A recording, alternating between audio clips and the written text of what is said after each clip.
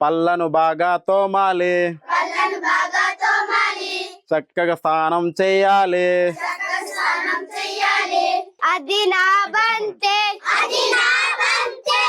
పిల్లలంటే పెద్దల కంటి వెలుగులు, పిల్లలంటే రేపటి ఆశాజీవులు, పిల్లలంటే రేపటి సమాజానికి అద్భుత మానవ వనరులు. ఇలాంటి పిల్లలు బడిలో చదువుకోవాలి. వారి బాల్యం విద్యాబుద్ధులతో సాగాలని ఆశించిన rural development service society Alluri Sitaramaraju జిల్లా చింతపల్లి మండలంలోని భీమనపల్కు గ్రామంలో ఆదివాసీ పిల్లల కోసం ఓ బాలబడిని ఏర్పాటు చేసింది. నేను 2023 నుండి చేస్తున్నాను మేడం.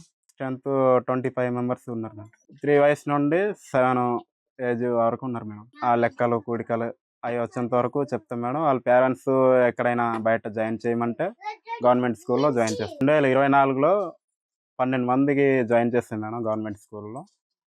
మొన్నట్లో 2025లో 6గురిని జాయిన్ చేస్తాం మేడం. ముందు ఏదైనా టెస్ట్ పేపర్ ఇచ్చి కానీ అక్షరాలు రాయమంటారు బోర్డులో, ఆ టెస్ట్ పేపర్ చదివిస్తారు. అవన్నీ వస్తే కనుక తీసుకుంటారు. ఎక్కువ ఏజ్ ఉన్న వాళ్ళు కూడాను ఒకసారి జాయిన్ చేస్తాం మేడం, ఒక ఇద్దరిని. వాళ్ళు కూడాను ఇంకా జాయిన్ చేసుకోమని అన్నారు. తర్వాత మన సార్ గారిని ఫోన్ చేద్దాం అనేసరికి మళ్ళీ ఎవరికో ఫోన్ చేస్తున్నారు అనేసి మళ్ళీ వాళ్ళు జాయిన్ చేసుకోవడం జరిగింది. అంటే కొద్దిగా వాళ్ళకి లాంగ్వేజ్ అర్థం కాదు కదా, మనం ఎక్కువ మన పీటీజ్ కోది భాషతో చెప్పాలి. అలా చెప్తే కనుక కొద్దిగా తొందరలో నేర్చుకోగలుగుతారు.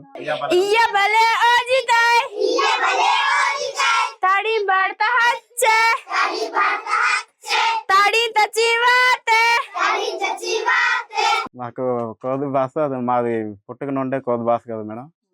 దాంతోపాటు మాకు కూడా అలవాటు చెప్పడానికి సింపుల్గానే చెప్పగలుగుతాను మా భాష. 2023లో 46 మంది స్ట్రెంత్ ఉండేరు మేడం ఇక్కడ పిల్లలు, చాలా ఎక్కువ మంది.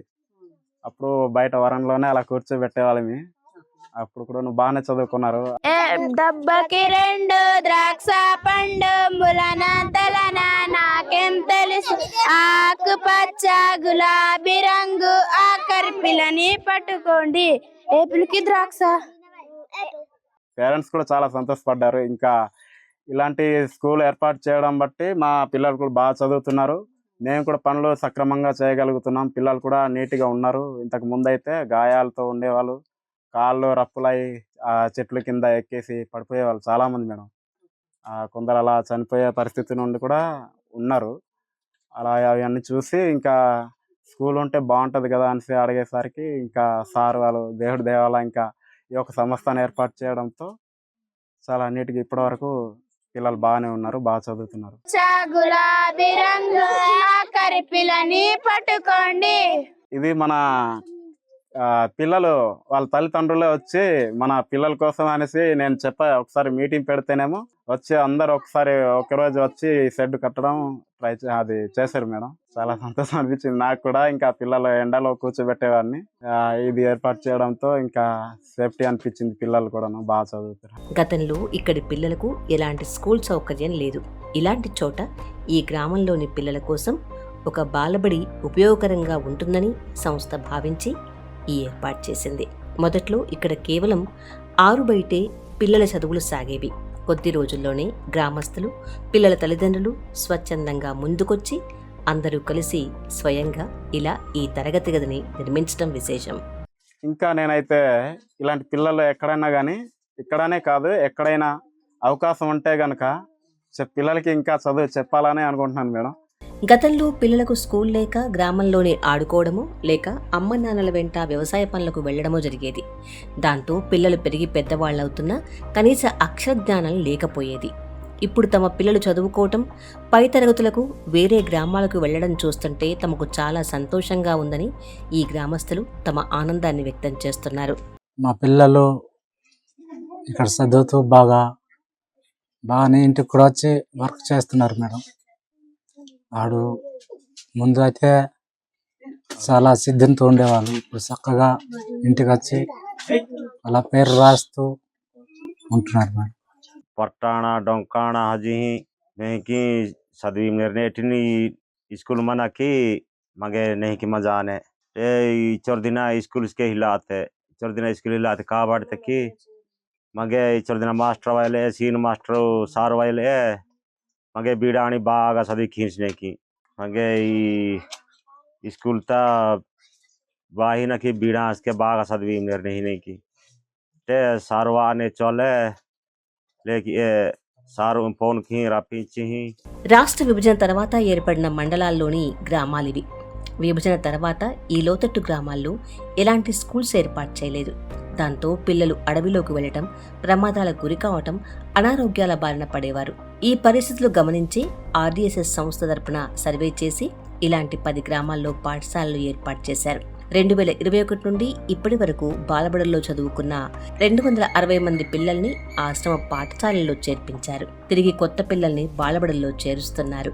మేము ప్రస్తుతానికి చింతపల్లి మండలం, జీమాడుగుల మండలాల్లో లోతాటి ఆదివాసీ గ్రామాలకు ఈ గవర్నమెంట్ స్కూల్స్ లేని గ్రామాలను సర్వే చేసి మన బాలబడి పేరున ఆర్డీఎస్ ఆధ్వర్యంలోని 2021 సంవత్సరం నుంచి మేము మొదలేసుకొని ఇప్పటి వరకు మొత్తం 10 స్కూల్స్ కొన్ని కంపెనీల సహకారంతో నిర్వహించడం జరుగుతుంది.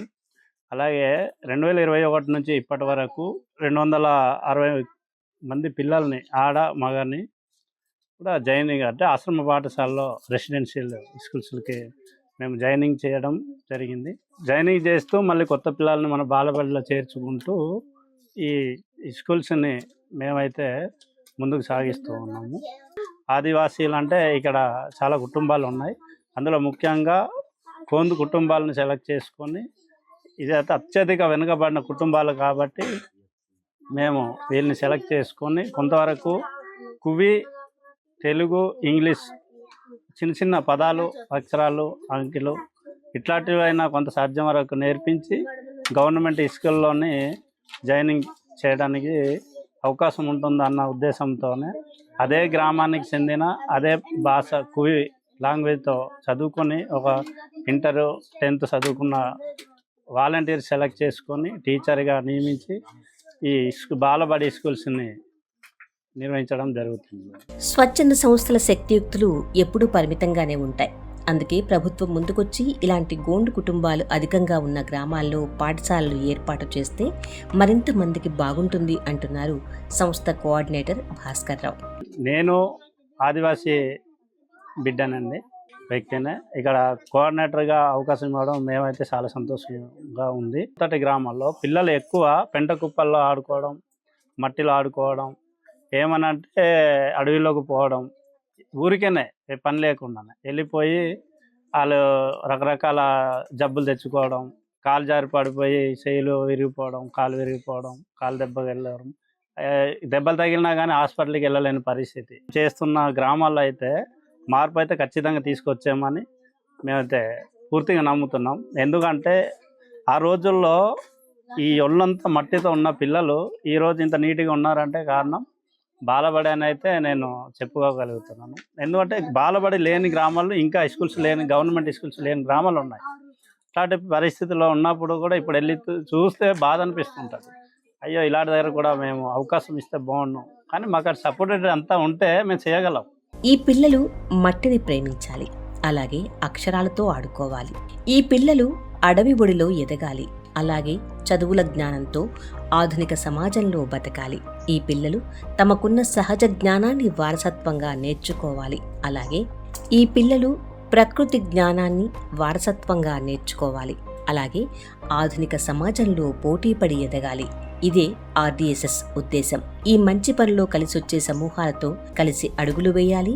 రేపటి పిల్లల కోసం ఓ మంచి సమాజాన్ని నిర్మించాలి.